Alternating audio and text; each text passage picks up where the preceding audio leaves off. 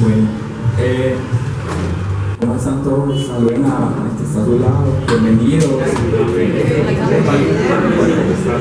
Qué bueno y delicioso es habitar los hermanos en Cristo.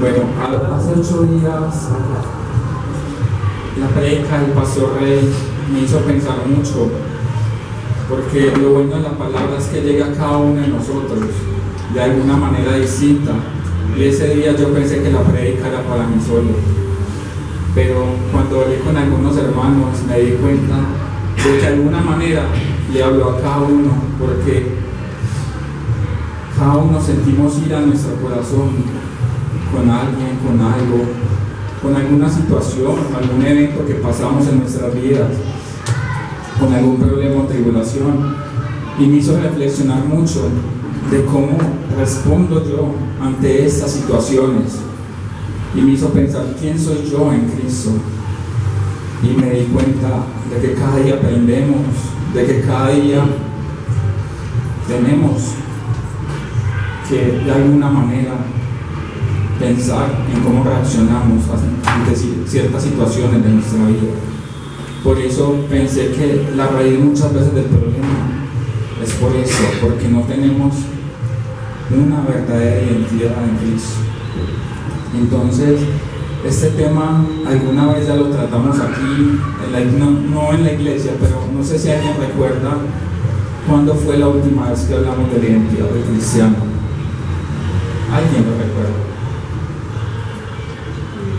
A ninguno. Víctor, ¿recuerdas cuándo fue la última vez que hablamos de este tema? Bueno, la última vez que lo hablamos en la finca, cuando fuimos a reunirnos.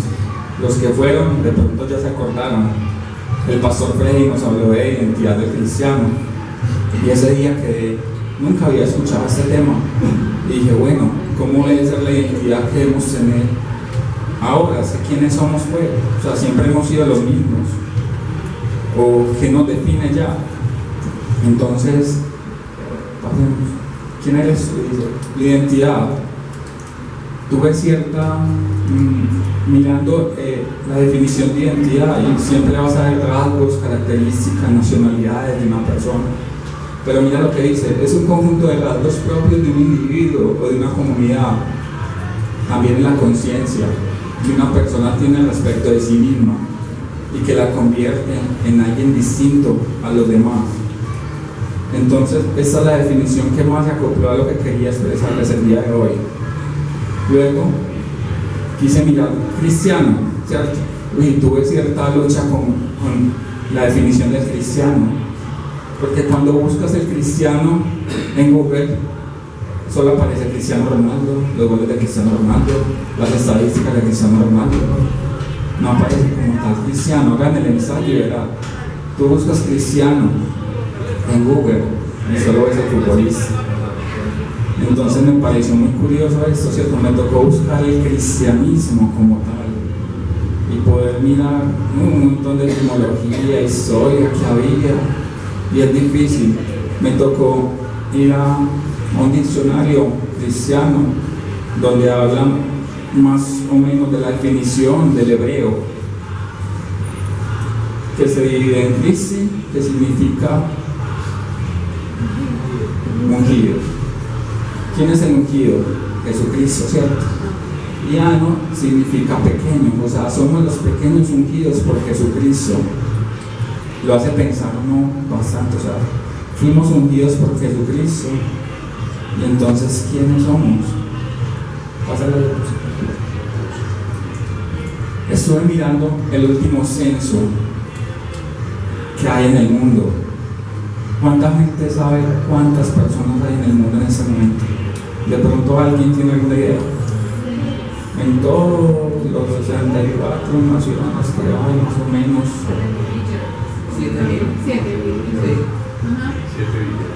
7.5 millones de personas, como quien dice 7.500 millones de personas ya en el mundo en este momento, según el último censo que se hizo en el 2019, que muchos lo censaron al principio.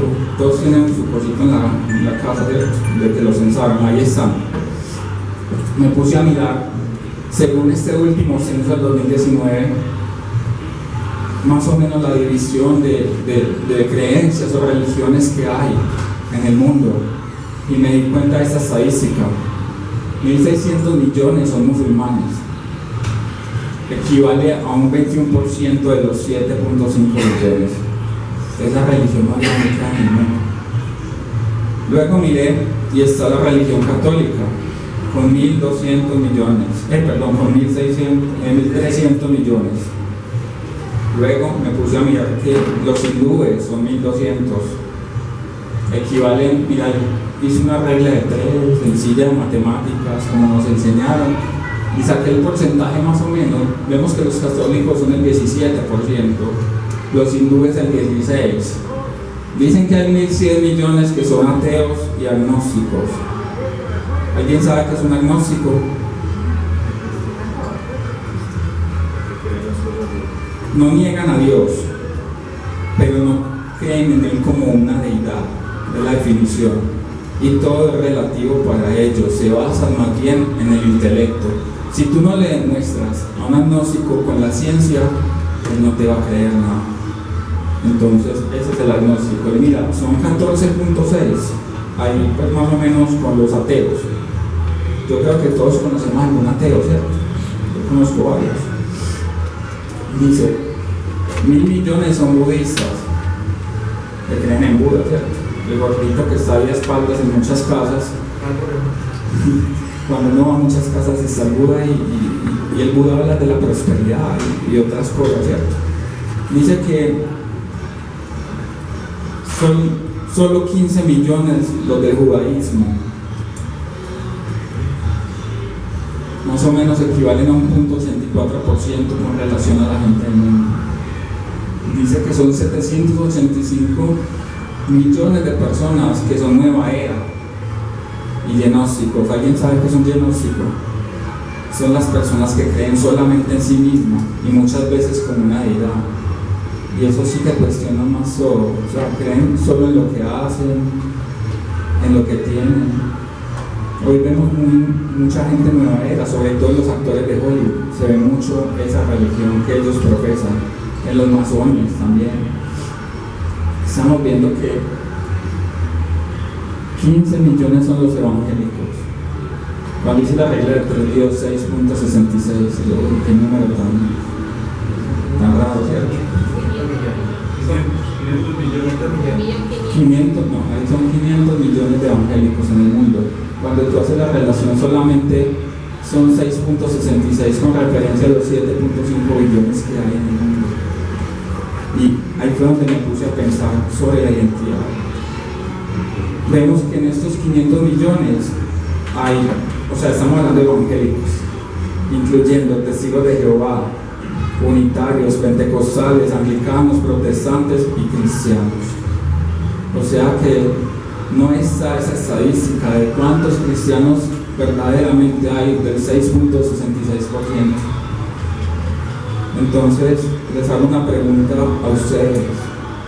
¿Cuántos de estos evangélicos creen que tengan una verdadera identidad en Cristo? Es una pregunta para reflexionar solamente porque no hay una respuesta. No sabemos realmente cuántos profesan la verdadera fe, cuántos profesan el Cristo resucitado que predicamos en esta iglesia, cuántos verdaderamente tienen una verdadera fe. ¿Quién me da una definición de fe? Y ya se quemará la de Hebreos 11.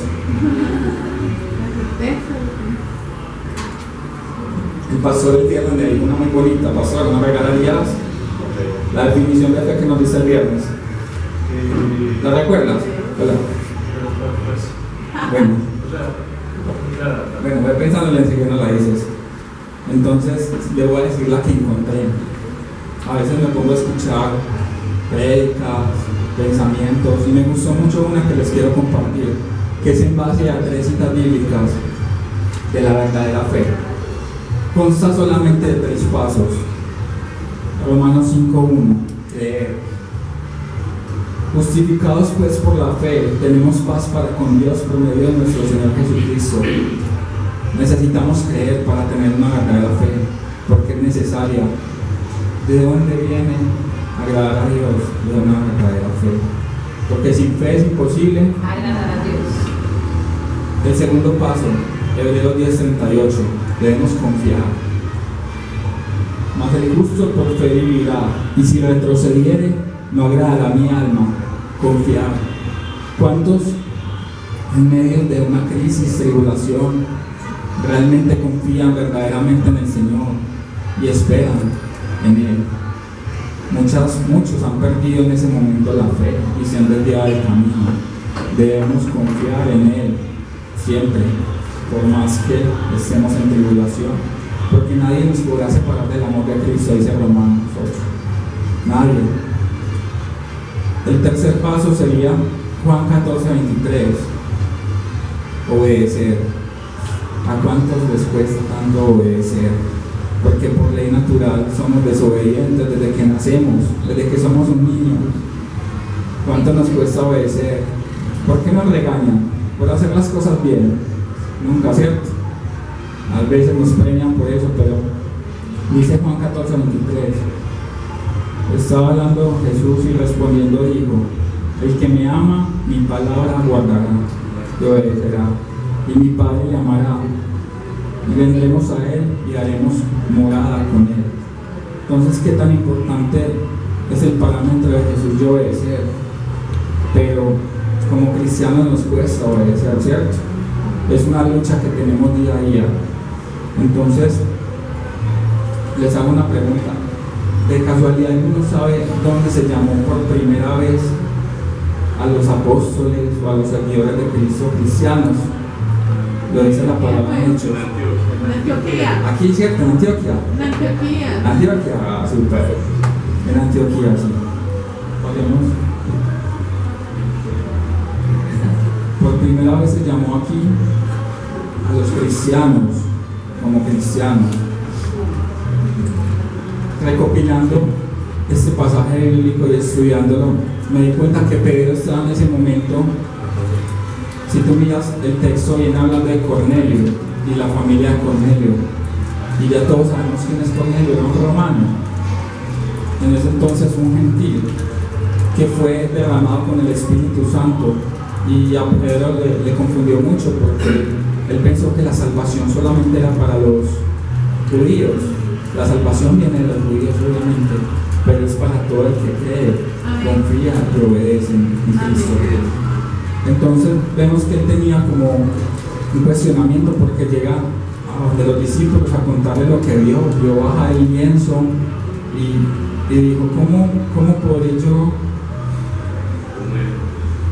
No, sí, el lienzo trataba de eso, pero él lo que quería decir, o sea, de la salvación de los gentiles, decía, ¿cómo podré yo negar lo que Dios quiere hacer? Porque 3 veces se le repitió, ¿cómo vas a llamar inmundo lo que no es santificado? También refiriéndose a los gentiles como pueblo, porque la salvación es para todos y cada uno de nosotros, ¿cierto? Entonces venía él y había una persecución grande en ese entonces y venían de matar, por ejemplo, a Esteban en ese momento, y le tocó a todos los discípulos dispersarse, les tocó esparcirse porque había una persecución. ¿Quién era el que los estaba persiguiendo? Saulo de Tarso, cuando no tenía una verdadera identidad. Vemos que hasta los grandes hombres de Dios han tenido crisis de identidad, ¿cierto? Ahorita les voy a dar 4 ejemplos de personajes de la Biblia que han tenido una crisis de identidad verdadera. Entonces se dispersaron a Fenicia unos, a Chipre, Antioquía, y ellos solamente le predicaban el evangelio a los que eran judíos porque le daba miedo en ese momento predicárselo a los gentiles. Pero hubo un gran avivamiento cuando llegó, en ese entonces llegó Bernabé, y hubo un gran avivamiento porque empezaron a predicarlo y les contesta esto, y se congregaron allí todo un año con la iglesia y enseñaron a mucha gente, y a los discípulos se les llamó cristianos por primera vez en Antioquía. Bueno, vieron que le coloqué una marca a cristianos. ¿Por qué una marca creen? Porque es una marca que representa la identidad que tenemos en Cristo. En ese momento se nos llamó cristianos. Tómalo para cada uno para cada uno de ustedes. Dios lo marcó en el momento en que recibieron a Cristo. Esta marca te tiene que hacer diferente del resto de los demás. Te tiene que hacer una persona de calidad, de excelencia. Tenemos que sobresalir ante las demás personas y llamar la atención de Dios. Tenemos otra marca que es de integridad, limpieza y adoración al verdadero Dios. Y una que es muy importante, que muchos de los cristianos no han tenido en este aspecto, es la pasión por Cristo. Si miramos, los cristianos de antes tenían una verdadera pasión por Cristo, morían por Cristo, vivían por Cristo, no tenían otras deidades en su vida. Si miramos cristianos hoy en día que no viven en este país, como Siria, una vez les traje un video de los cristianos en Siria, ¿cómo les toca a esa gente? ¿Cómo les toca congregarse? ¿Cómo les toca reunirse? Vemos en China, también les traje un video de lo que pasa en las iglesias en China en este momento, las están quemando, pero muchas veces no nos damos cuenta porque solamente estamos viviendo en nuestro entorno. Entonces, ¿por qué debemos tener pasión por nuestra iglesia? ¿Por qué la congregación es tan importante? Porque la palabra dice que debemos estar plantados en la casa de Dios.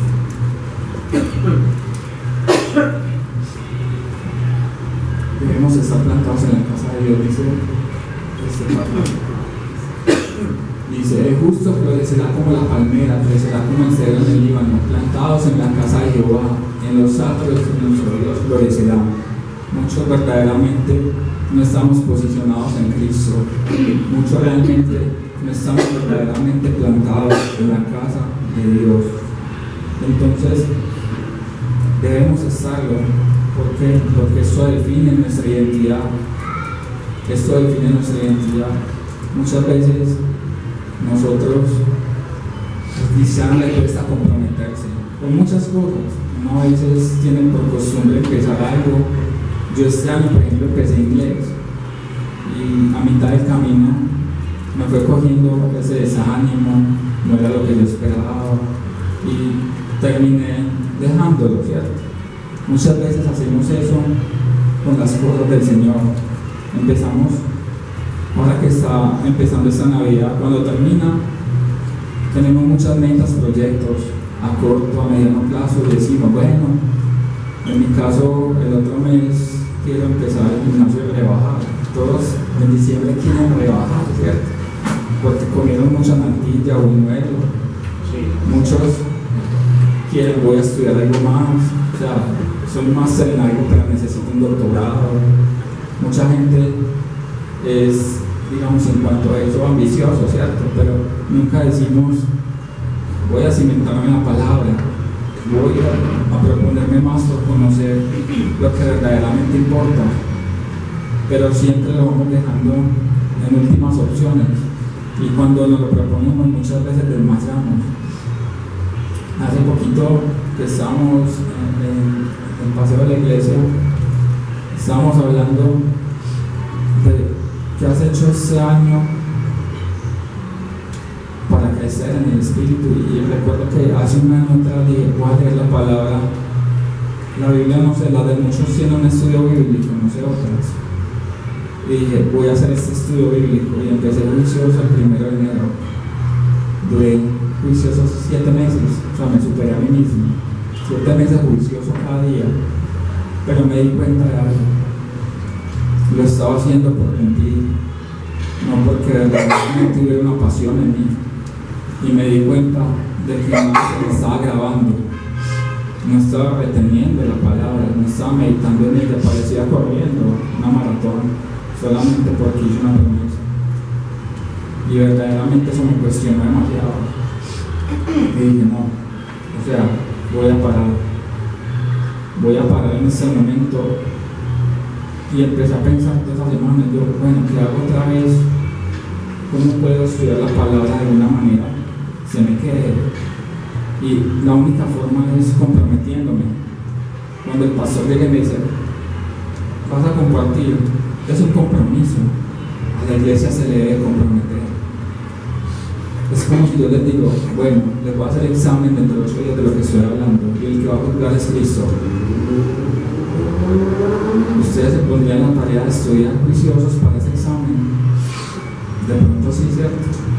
Porque no hay forma de pastelear mucho. Pero realmente es una invitación a que tengamos una identidad. Hoy cuando vine a compartir, estaba pensando esta semana y le dije a mi esposa, es un reto para mí porque quiero compartir por primera vez una prédica que no sea inspirada en otras personas, sino en lo que Jesús y el Espíritu coloquen en mí esta semana a través de mis vivencias. Entonces muchas de las cosas que les estoy diciendo hoy son vivencias, testimonios. Muchas veces nos hacen falta testimonios para aprender la palabra, porque nos reflejamos en muchas cosas de las personas que viven y la meta es estar preparados para cuando nos toque, ¿cierto? Amén. Entonces la invitación es a estar cimentados y plantados en la casa del Señor, que de ahora en adelante tengamos una verdadera identidad en Cristo. El pastor Rey hace 8 días nos decía, a mí me reconocen como cristiano, ¿cierto? Que usted es cristiano, y a mí la verdad me dio un poquito de envidia de la buena. A mí, ¿por qué no me reconocen? Y la verdadera razón es porque parezco un camaleón, me estoy camuflando en el entorno todo el tiempo para agradar a las personas. Y si me invitan a algún lugar, por pena muchas veces decimos que sí, que tenemos que compartir, pero realmente muchas veces cuando compartimos con esas personas no necesariamente son lugares debidos para nosotros. Ayer nos hicieron una invitación, está muy buena, el día de la familia, pero cuando te colocan el condicionamiento es para que tomemos traguito. Entonces pensaba yo, tan difícil que es compartir ya sin tomar trago, ¿cierto? Tan difícil que es compartir sin escuchar música diferente a la que me gusta a mí, porque en el tema de la música es difícil herir susceptibilidades. De pronto no es pecado, no sabía, yo no soy quien para decirles eso. De pronto una persona que sepa mucho de música, como el pastor Rey, nos puede compartir algún día de eso, pero siempre les he dicho, no sé si sea pecado, pero siempre hay mucho el espíritu. Cuando preferimos gastar todo nuestro tiempo, energía, dedicación, esfuerzo en cosas del mundo. Ayer antier tenía que llevar a mi niña al estadio, íbamos tarde, llegué para una presentación y me fue difícil entrar al estadio antier porque estaban preparando todas las tarimas del concierto que hubo ayer. Entonces iba caminando por un lado, no, está cerrado, de la vuelta, ya, mirando el reloj. Iba por el otro lado, no, tenés que dar la vuelta, y ya me estaba dando rabia, porque tenía que llegar ligero, ¿cierto?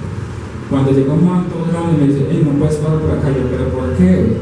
Es que es el concierto de J Balvin. ¿Quién es ese man? No sé. Y el man se quedó mirándome como raro, como este no sabe quién es J Balvin, pero yo sí sé quién es, sino que no me importa.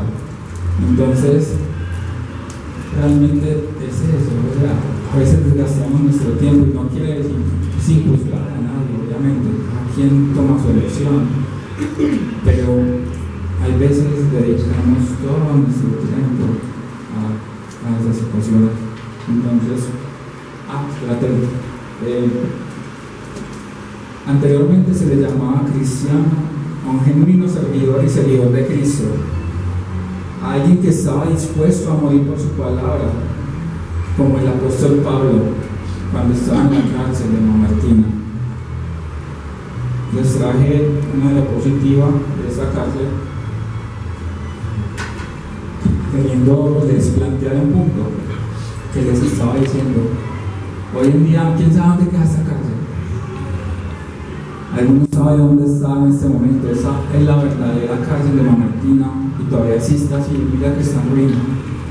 Queda en Roma en este momento, donde el apóstol Pablo estuvo en los últimos días de su vida. Y estas eran las prisiones, las que vemos acá, son huecos, son pozos. Entonces ya mira uno la dimensión de ser cristiano en esa época. O sea, costaba mucho. Si uno mira la historia del apóstol Pablo, dicen que estaba erguido por todos los azotes que había recibido.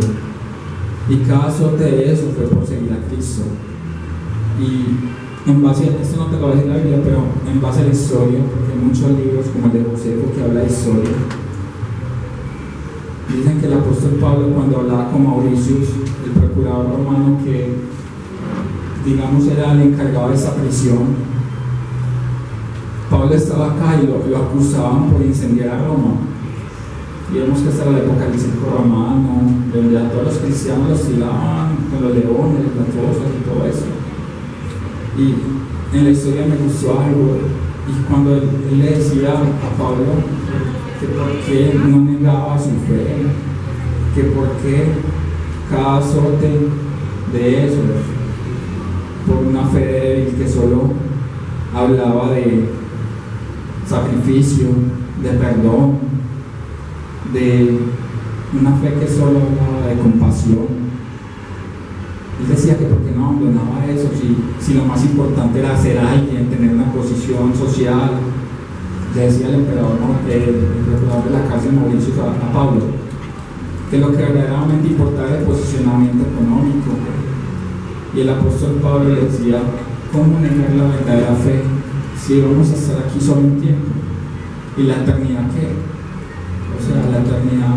Yo creo que cuando el apóstol Pablo fue decapitado, dicen los relatos de Lucas en ese libro que estaba gozoso porque se iba a reunir con el Señor, y que nunca, o sea, cada azote que le dieron, él lo recibía con gusto por Cristo, porque a él todo le valía. O sea, había vivido muchas cosas, y si yo me pongo a mirar a Pablo, ¿quién puede saber más que Pablo? Si Pablo en su época era el duro de duros en cuanto a la ley, inclusive defendía la ley con imposición, los perseguía, y luego tuvo una verdadera identidad en Cristo, y todos saben que fue en Damasco, ¿cierto? Y ahí se cimentó en la palabra, y solo quiso posicionarse en esa identidad, y murió. Y también dijo que cómo iba a negar la verdad, que él no se iba a someter por algo que fuera mentira. Y también en la historia dicen que muchos de los que eran celotes antes, que era como decir el ejército judío, una milicia, se convirtieron a Cristo, y por lo que pasaba en Roma fueron a libertar a Lucas y a Pablo de esta cárcel, y ninguno de ellos quiso salir, ninguno de ellos quiso volarse de la prisión. Eso no lo van a encontrar en la Biblia, es historia lo que les estoy contando, pero para darles un punto. Mira la identidad que tenían estos dos hombres, que quisieron morir por Cristo, pero proclamando una verdadera fe. Entonces vemos que muchos de los discípulos hoy en día, muchos de los cristianos hoy en día, han llegado a ser un término general carente de sentido original. El llamarse cristiano parece más bien una moda. Muchas personas dicen seguir a Cristo, pero con sus acciones demuestran todo lo contrario. Por esto solo florecerán los justos y rectos de corazón, los que verdaderamente estén plantados en la casa de Jehová. Muchos a veces dicen soy cristiano, pero lo único que han hecho en su vida es hacer una oración de fe. Suena feo, pero es verdad. En algún momento de su vida tienen una tribulación, como muchos que me ha tocado ver, inclusive le impartí la oración de fe a dos personas que realmente le da una tristeza porque no se ve el cambio, no se ve una verdadera conversión. Entonces yo pienso que el cristianismo es más que recibir una oración de fe, es lo que les dije, creer, confiar y obedecer. Pero para tú hacer eso tienes que instruirte en la palabra, porque ¿de dónde viene la fe? De oír la palabra de Dios. Si no la escuchamos, no vamos a saber quiénes somos en Cristo. Entonces, adormecimiento espiritual.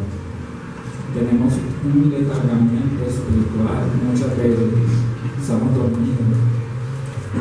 Como decía en la parábola de las 10 vírgenes en Mateo 25, cuando dice que habían 10 vírgenes que representan a la iglesia y que solo 5 tenían el espíritu, por decirlo así, que era el aceite. Entonces me remití como a esa parábola tratando de entender eso, de mirar las estadísticas que les di al principio, las estadísticas que uno dice, uy, desfavorables, con razón el pueblo del Señor, son millones, sí, son millones, pero con respecto a global, o sea, lo global es poco, no somos ni un 5%. Entonces, ¿qué es lo que se espera para las generaciones futuras? Mira que estamos hablando mucho del cambio climático, de la tolerancia, del LGTBI, ¿cierto? Pero muy poco de Dios. Y los cristianos estamos quietos. Vimos las marchas que pasaron las semanas pasadas y el pastor convocó por iniciativa de otros a ir a orar al Parque de las Luces. Inclusive me invitó a mí y no siempre saca la excusa, es que tengo que ir a no sé dónde, pero vaya a ver si fuera algo importante para usted, la graduación de su hija. ¿Faltaría? Yo creo que no, porque no lo tenemos como prioridad. Si tenemos que orar por la nación, a que ore otro. Hay mucha gente, hay un 5% del mundo que ore, ¿cierto? Pero siempre estamos delegando esa función. Es como en Crónicas cuando el pueblo de Josafat tenía que ayunar para pelear. Ellos ayunaron todo el día, ayunaron varios días, pero ¿qué les digo? ¿Qué les digo el profeta? Salgan y batallen, ¿cierto? Salgan y pelean, no se queden acá. Y Dios los ayudó, estaban en desventaja. Creo que más de 3-1, no sé, o más, mucho más. Pero ellos salieron a batallar, no se quedaron acampando. ¿Y Dios qué hizo? Hizo la obra, confundió a los ejércitos y se mataron entre ellos por la niebla. Y si uno puede mirar, para la niebla en esa época, como la primavera, solo Dios puede hacer ese milagro. Pero Él quiere que actuemos, Él quiere que nos comprometamos. Entonces, pregúntale a cualquier cristiano, a uno que lleve mucho tiempo en el oficio, en la congregación, si muchas veces no se encuentra con gente apática en las congregaciones, que están adormiladas y con falta de interés en la obra, y muchas veces irresponsables, y muchas veces sin ser capaces de asumir liderazgos, o que abandonan en medio del camino. Dirigir gente así es difícil y desgastante para una congregación. Estamos viendo hoy en día gente desertando no solo de esta iglesia, sino todas. Estamos viendo una crisis de fe importante. Por eso dice el Señor, cuando venga a encontrar fe en la tierra. Por eso la invitación es a eso, no a desmayar. A que gracias al Señor y por la voluntad de Él estamos aquí congregándonos, porque creemos, confiamos y obedecemos a Él. Entonces, como consecuencia de estos cristianos cero, y también hay un punto, ¿quién sabe qué es el posmodernismo? Se está viendo esto hoy en día, y mucho, se encuentra con mucha gente en la calle que quiere vivir la vida posmoderna. Alguien que, por favor, no quiera leer ahí. Incredulidad. El hombre posmoderno ha perdido todo tipo de fe. Secularización. El hombre posmoderno ha desplazado a Dios a un segundo plano. Espiritualidad no es algo que le interese. Relatividad es que en el pensamiento del hombre posmoderno no existen las verdades absolutas, todo es relativo. Sentimiento. En esta época se ha dejado a un lado la razón y se ha priorizado el sentimiento. El hombre posmoderno busca satisfacer sus deseos al punto de un hedonismo total, placer total. Es ético. Eso se refiere a la imagen corporal como punto de adoración del hombre posmoderno. La belleza sustituye la moral. Los ancianos exitosos son aquellos que han llegado a esa edad parecido jóvenes. Un ejemplo, Gianluca Vacci, de las ancianas y todo. Estaba mirando, tiene más seguidores que el judaísmo. Tiene casi 15.5 millones de seguidores en Instagram. Y si usted mira, solo 15 millones son judíos, o sea, del judaísmo. Y mirando todas, ahorita que hablé del judaísmo, estaba mirando que hay coloqué una clase de judeo ortodoxo, semitistas, hay muchas ramas de ellos, ¿cierto?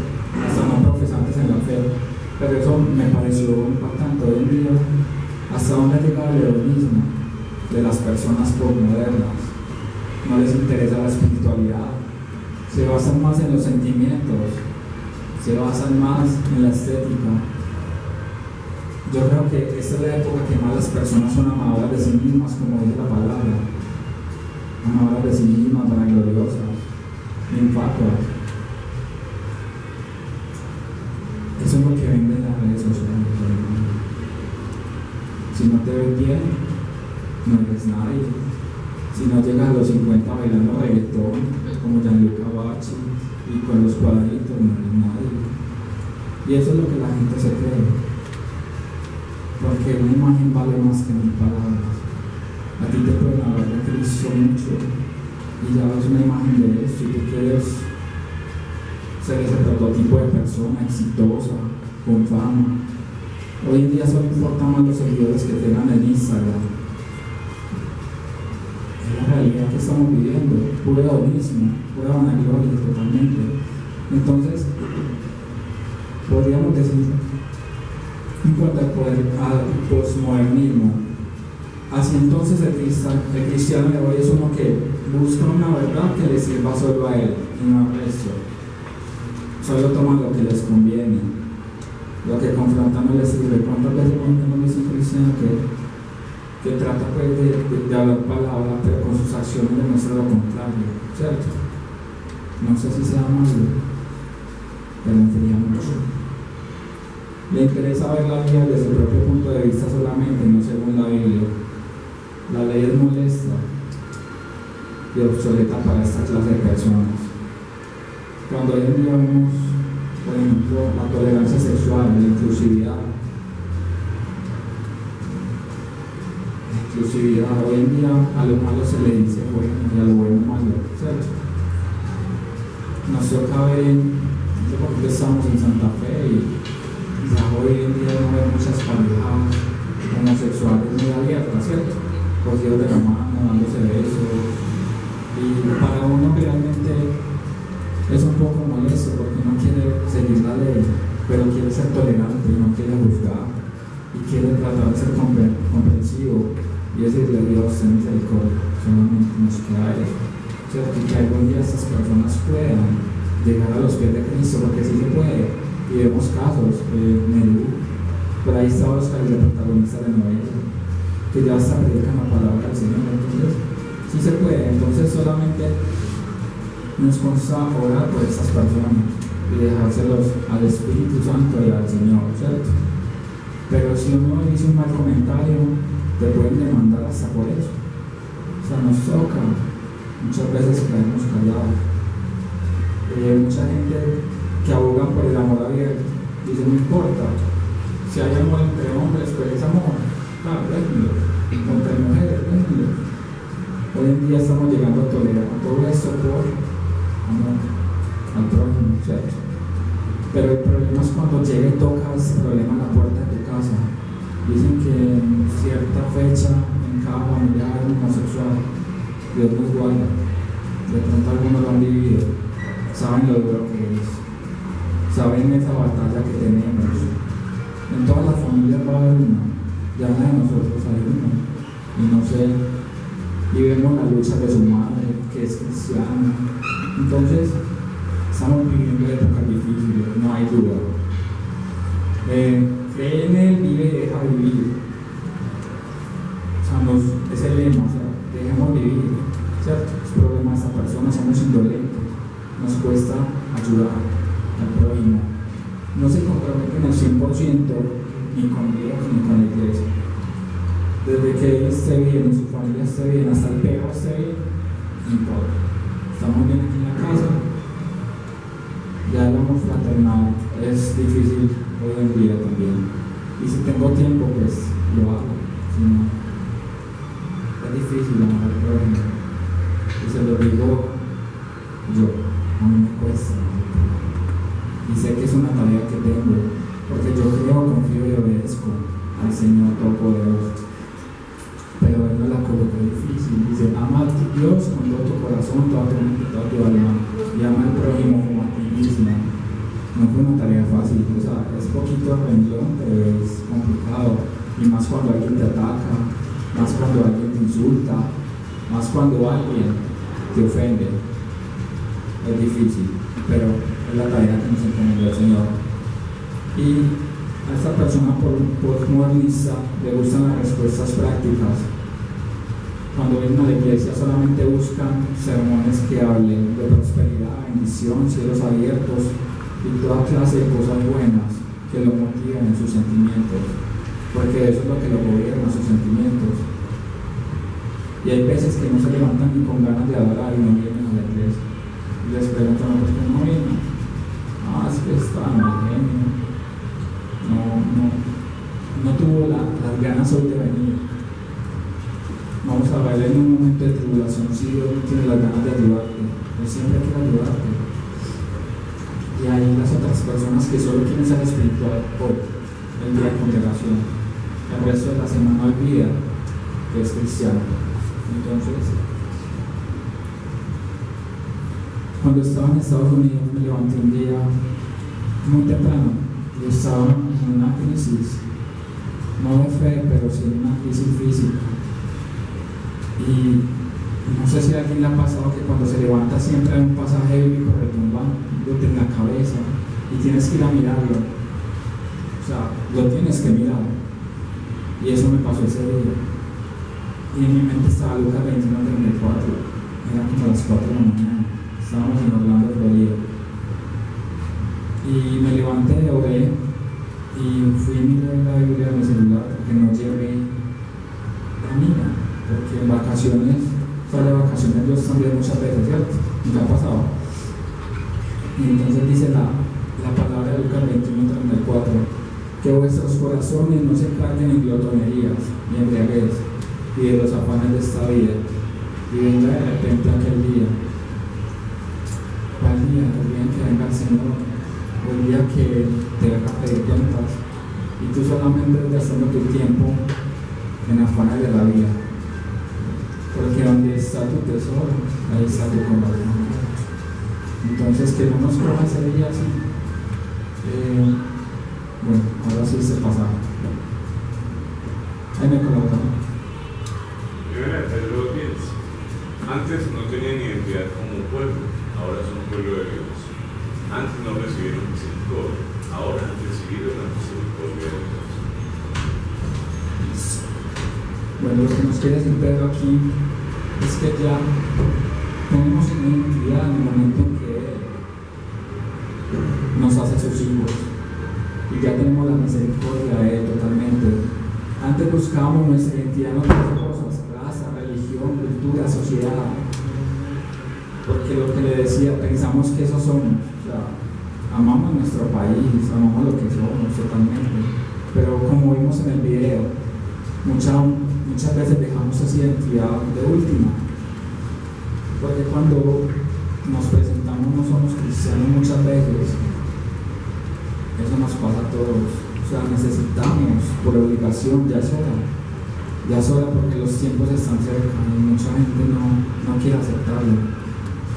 Y mucha gente te dice, no, es que puede faltar 1000 años para que venga el Señor. Pero las personas que están mal letradas en el mundo, todos coinciden en lo mismo, es que los tiempos están cerca. Y nosotros todavía en glotonerías, en embriaguez, así como en los tiempos de Noé, que nadie creía, la gente se daba en casamiento, en fiestas, parranda, normal, no pasa nada. O sea, desde que no me pase a mí, no importa el resto del mundo, piensan. Pero la realidad es que si con dificultad se salva el justo, ¿Qué se puede esperar hoy en día, cierto pastor? ¿Qué se puede esperar de ese 90% del mundo? Sí, es complicado porque a veces, empezando por ejemplo, yo más o menos no en el Evangelio, estuve en una entrevista de trabajo. Y yo me preguntaba qué era lo mejor que me había pasado en la vida, ya conocer a Cristo, ya. Cristiano. No, es que aquí ya hemos tenido cristianos y nos paran la producción por predicar en la planta.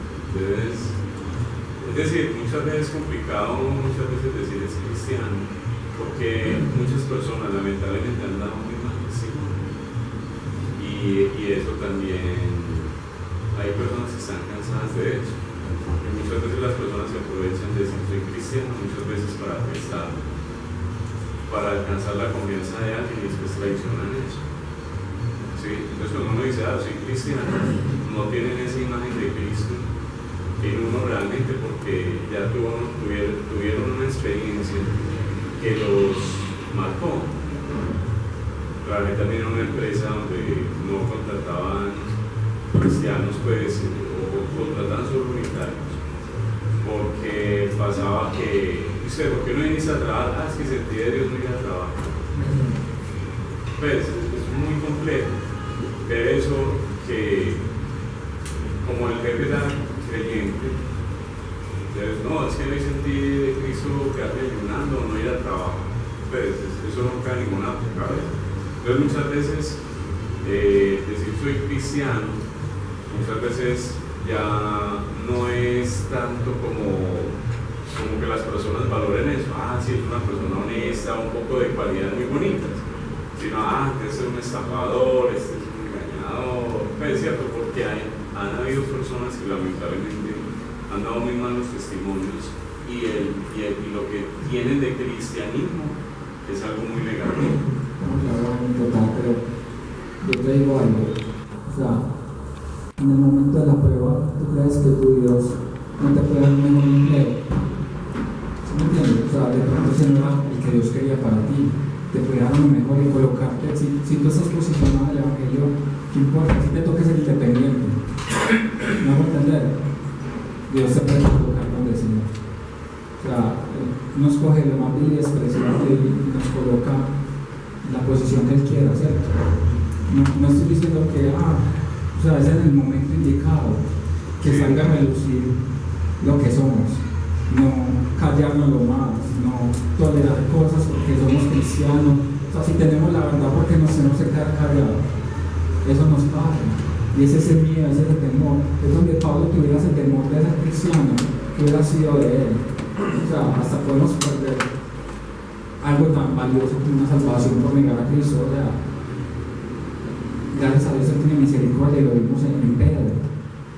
Pero eso nos pasa y digamos, obviamente la gente también se excusa en eso. O sea, para una producción, porque no, predícalo en el almuerzo, predícalo en la salida, o si alguien necesita que ¿sí me entiendes? Pero hay personas que también se excusan en la fe. Por ejemplo, sentí de Dios ir al trabajo, o sea, no lo creen ni él. ¿Sí me hago entender?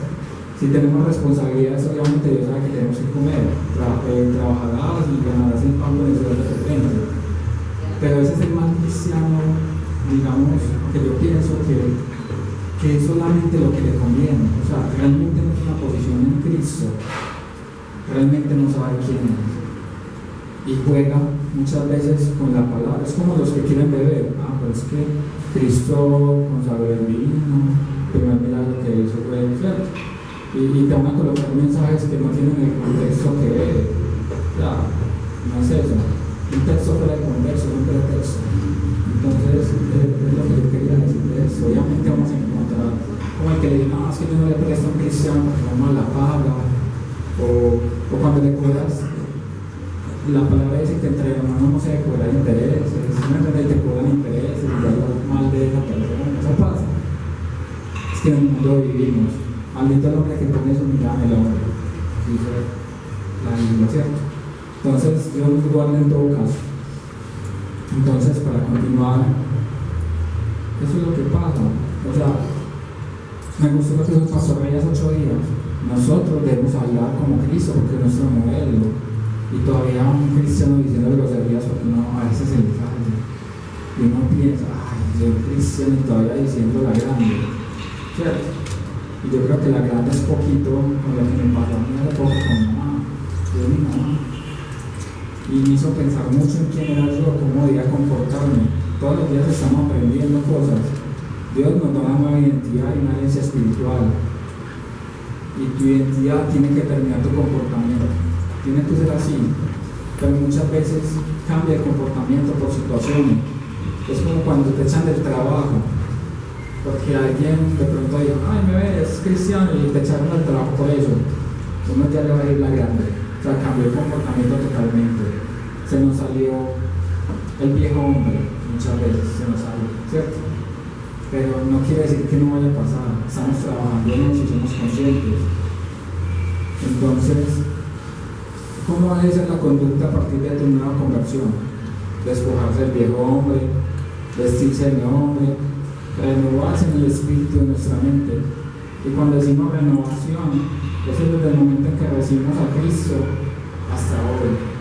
Todo el tiempo nos estamos renovando. El que diga que cambie de la noche a la mañana, ese cambio puede ser no cimentado en la roca, que es Cristo. Entonces, airaos pero no pequéis. Cuando pecamos de idea, ¿cierto? Uno no sabe el límite, la verdad, muchas veces. Notar, trabajar, utilizar la boca para bendecir y no maldecir. Y quitar todo tipo de actitud que es desagradable y andar en amor. Dice lo que les conté. Les voy a dar un ejemplo. ¿Quién ha visto un elefante de frente? Nadie. Yo tampoco. Me iba a frente, he tenido la oportunidad de pronto. Y cuando uno va al zoológico aquí, nunca ha estado dormido, no sale, no sabe dónde está, ¿cierto? Es como el león. En Venezuela sí. Sí, en Venezuela está el elefante y se ve bien. Sí, uno lo ve. Aquí también, pero es que a veces está como dormido lejos. Es como cuando uno ve el león. Sí. Ah, bueno, tarea, ir a ver el elefante. Va a Venezuela. Usted no ve un elefante, ¿para qué se utiliza el elefante? Lo utilizan para turismo, para zoológicos, para desfiles y para circos, ¿cierto?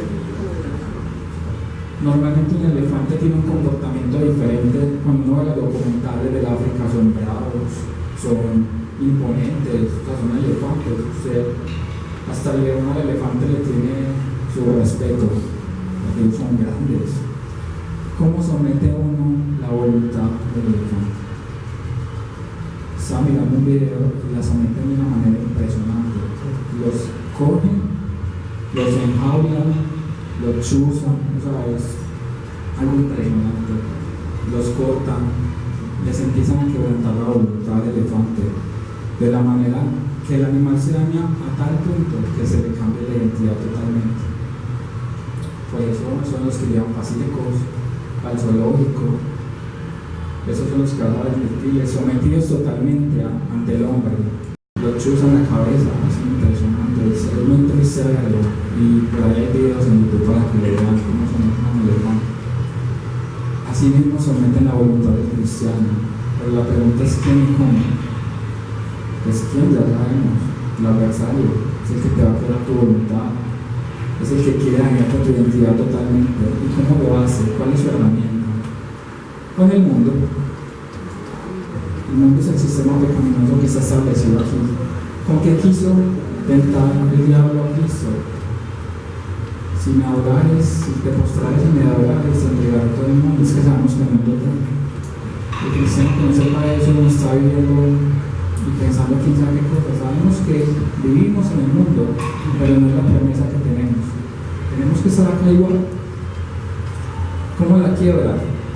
Te va a robar tu identidad a través del pecado, la tentación y más que nada con este sistema actual, la música. Es que él era el maestro de adoración, dice Ezequiel 28. Se crearon tamborines de flautas para él y él lo utiliza. No es el dueño del mundo, no lo va a utilizar. Cuando tú miras una letra de una canción, te das cuenta que hace poquito vi algo que me pareció muy bacano en Facebook. que si le quitas la música y el ritmo a una canción de reggaetón, solamente vas a encontrar un sádico enfermo tratando como de intimidarte, de hablarte cochinada. Y uno ve las letras, y no todas, pero muchas son así. Y la gente se basa por el ritmo, porque no es su espíritu en cuanto a ritmo. Yo no soy más que para hacer de la música. Las modas, el materialismo, el engaño, para crear un vacío espiritual. En esta época, por ejemplo, en Navidad, es cuando los sentimientos florecen más. Sentimos muchas veces, entre comillas, una alegría por reunirnos, por compartir, pero hay donde hay más vacíos, donde el maligno más acecha, donde hay más suicidios, peleas, trago, embriaguez, glotonería. En esta época se da un regalo para compartir y el resto del año estamos peleando, hablando más del prójimo. Lastimosamente es así. Es cuando el infierno más cosecha en esta época. Entonces, no nos dejemos llevar por esos engaños muchas veces. A toda hora somos un pueblo dividido entre dos pensamientos, como decía Elías en 1 Reyes 18:21. A toda hora estamos entre dos pensamientos. ¿Y qué les contestó el profeta? Si para ustedes Jehová es Dios, síganle. Si para ustedes los Baales son Dios, síganle. Pero nadie puede tener dos señores, porque Él los llama los tibios y los vomitará de la boca.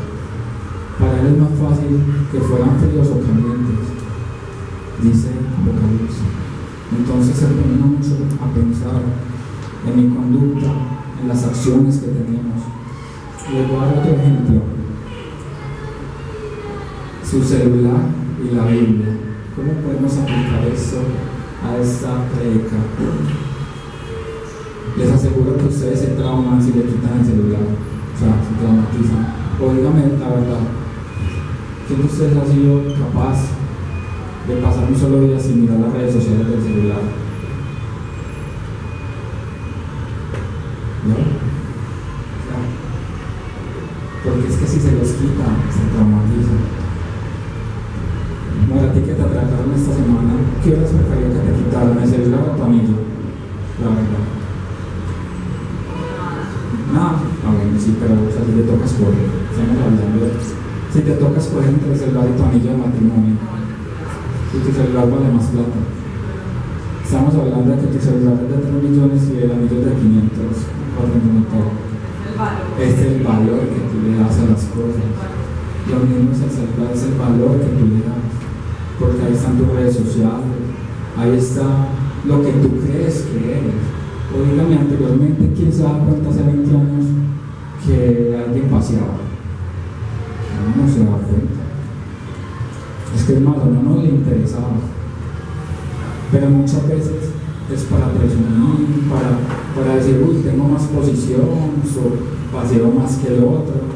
O cuando uno ve el revés, te mantienes paseando, le saca la plata. ¿Será que es pecado?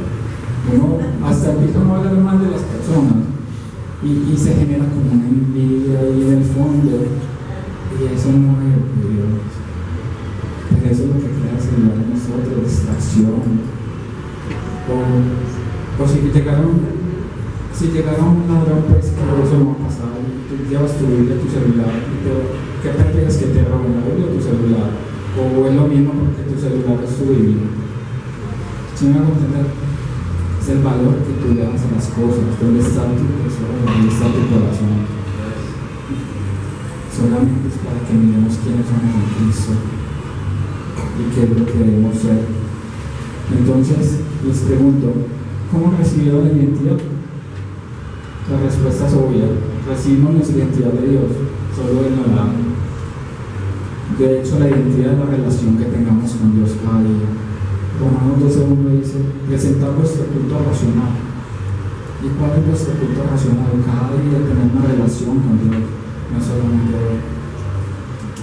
Fuimos escogidos por Dios porque Él se apiadó de nosotros y se adueñó de nosotros. Él nos separó para ser una nación santa. Él separó lo que tú eres. en algún momento de la vida, y por eso estás aquí. Y te ungió con el ungido de Dios, que es Cristo. ¿Para qué? ¿Cuál es tu propósito en la vida?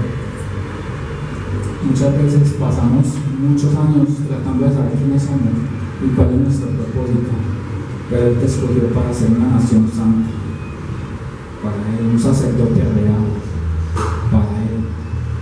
Y muchas veces pasamos en un desierto 40 años para darnos cuenta. ¿Para qué están aquí hoy? Vimos que nuestra identidad conlleva nuestro destino. Somos escogidos y compadecidos por Él, poseídos por Él y santos, y todo por el propósito para ser un real sacerdocio. ¿Y qué pasa ahí?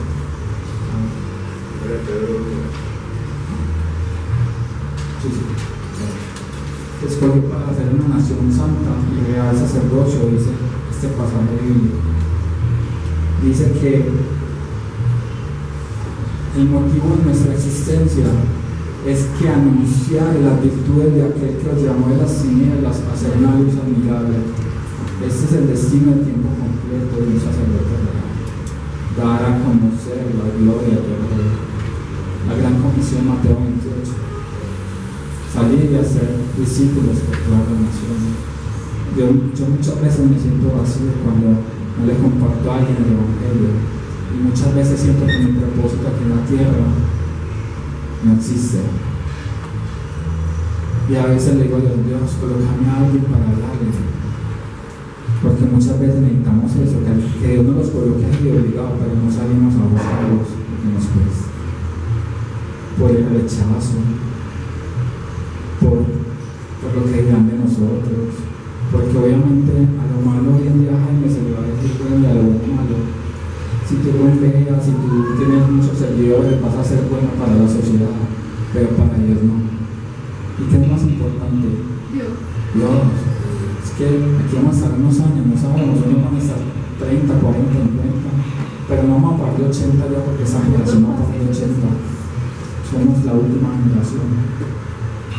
Entonces, vemos que somos escogidos por Dios. Y fuimos escogidos para proclamar la excelencia de Él. Me gustó también esta definición de ser cristiano. Por lo tanto, ser cristiano es igual a dar a conocer la grandeza de Dios. Eso representa seguirle, dar a conocer. Si tú no das a conocer la existencia de Dios, ¿dónde está tu propósito? Si eres cristiano, ¿verdad?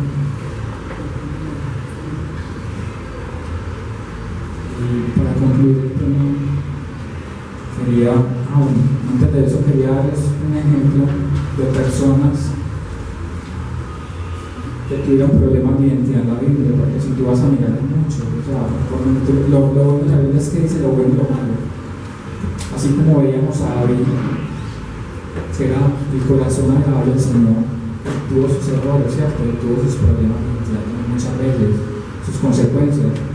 Pero quería hablar, por ejemplo, de Abraham en Génesis 12:10, el padre de todas las naciones, y tuvo un problema de identidad porque no confió en el Señor. Y es cuando dijo que Sara era su hermana. ¿Sí recuerdan ese pasaje? Que puso a dudar al rey. Ahí él tuvo una crisis de identidad porque dudó entre dos pensamientos. Aarón también, en Éxodo 32, 1-8, cuando hizo un becerro para el pueblo, se dejó influenciar por el mundo. Es que quién sabe si Moisés baja, quién sabe si murió, ¿cierto? Dudó y tuvo una crisis de identidad en ese momento. ¿Cómo se sentiría cuando Moisés se vio que las tablas de rabia? Yo creo que se sintió porque Pedro cuando lo negó, o Judas cuando lo entregó, ¿cierto? Porque se les han confiado tareas y fue una gran responsabilidad para ellos, pero muchas veces dudaron, ¿cierto? Vemos a Pedro en Marcos 14:66, negó a Jesús 3 veces antes de que cantara el gallo. ¿Y cuántas veces le preguntó Jesús a Pedro si lo amaba? Las mismas veces que lo negó, para darle su posición otra vez en Cristo. Lo negó 3 veces, tenía que decirle que lo amaba 3 veces. Y le dio otra vez su posición en Cristo y tuvo su identidad otra vez. Vemos al apóstol Pablo en Gálatas 1:15-16. En ese momento Pablo aceptó que fue apartado del vientre de su madre para Dios y se la pasó quién sabe cuántos años persiguiendo y matando a cristianos verdaderos. Entonces vemos muchos personajes de la Biblia que han tenido sus crisis de identidad, como muchas veces de pronto nosotros que hemos dicho, valdrá la pena seguir a Dios, será buena la iglesia. Todo el texto de hoy, todo lo que hemos estudiado ha sido solo para eso, para que se den cuenta que esto es invertir en el reino de Dios. Las personas naturales, desde que nacen, crecen, se reproducen y mueren, eso te enseñan en biología. Pero los cristianos nacen, crecen, se reproducen, invierten en el reino y mueren. Esa es la diferencia de nosotros. Este mes, si vas a compartir algo, de pronto la persona a la que se lo regales no lo acepte de buena manera, pero regálale un devocional, regálale una Biblia. De pronto te van a mirar, ¿cierto? Porque no es una botella de pan. Pero eso es invertir en el reino, ser diferentes a los demás. Entonces, pensemos que pasamos de ser criaturas a hijos de Dios cuando aceptamos quiénes somos en Cristo. En Juan 1:12 dice: recibieron y creen en su nombre, les dio potestad de ser hechos hijos de Dios. Esto le pasó a todas esas personas que tuvieron una crisis de identidad. Aceptaron que eran hijos de Dios. Y para terminar, esto me gusta, siempre hay nuestro mensaje de Dios para nuestro pueblo. Romanos 11:5-6. Amén. Un remanente escogido por gracia. Si también aún en ese tiempo queda un remanente escogido por gracia, y si por gracia ya no por obras, de otra manera la gracia ya no sería gracia. La primera vez que en la Biblia se habló de remanente fiel viene en el Antiguo Testamento y está por ahí en los lados de Nehemías. Surgió cuando Judá fue esclavizada por Babilonia y quedaron en Jerusalén un grupo de judíos cuidando la ciudad en ruinas. Entonces vemos que los asirios invadieron Israel, perdieron todo lo que tenían, perdieron la identidad, hasta dejaron de hablar, porque estuvieron 70 años. Las generaciones que venían hasta se les olvidó el hebreo. Y vemos que hasta 1948 que llegó otra vez nación Israel, que se había perdido la identidad, se había perdido el idioma. Y les tocó otra vez entrenar a todas estas personas a que volvieran a hablar el idioma. Eso pasó también en ese entonces. ¿Y quiénes eran los que habían quedado? Dicen que el remanente fiel eran los pobres, enfermos, delincuentes y los residuos de la sociedad. Por eso Dios se cogió de lo más vil y despreciable para que fueras tu remanente fiel. Entonces, en ese entonces le llamaban los desafortunados, ni siquiera sabían la ley, nada. Ese era, remanente significa resto, eran el resto de los que habían quedado. Pero Dios los tomó. ¿Para qué? Para que construyeran el templo y para que le rindieran otra vez culto al Señor, a Jehová. Entonces vemos que así hoy en día, así también como pasó eso en Judá, en el pueblo, fueron escogidos después de ser desechados para otra vez rendir culto. Así hoy en día también encontramos personas fieles en las iglesias, comprometidas de verdad con la obra, colaboradores incansables de sus pastores, serviciales y siempre dispuestos a caminar. A esas personas les damos gracias por estar en cada iglesia, porque Dios es el que los ve. Toda la gloria se va para Dios. Esto no es para que los hombres los aplaudan, sino para que les sirvan al Dios verdadero y encuentren su propósito, encuentren su rol y su identidad en Cristo. Entonces ese es el remanente fiel que hay. Gracias a Dios por ese remanente fiel. Y vemos las estadísticas, no son buenas. pero muchas veces por amor a 50, así como cuando iban a decir Sodoma y Gomorra, si solo hubieran 50, Dios tendría misericordia, ¿cierto? Entonces nos basamos en sus promesas. Muchas veces cuando oramos por esta nación, sabemos que no estamos y somos, pero 50 seguidores fieles del Señor, que le aman verdaderamente y son un remanente. Y es indiscutible que cada vez va a haber más cristianos, obviamente, y pedimos misericordia a Dios por ellos, pero los que son fieles, los que son el remanente fiel, eso verdaderamente son una bendición para Dios y para la iglesia. Al fin de cuentas somos escogidos por gracia. Les quería, para terminar ya,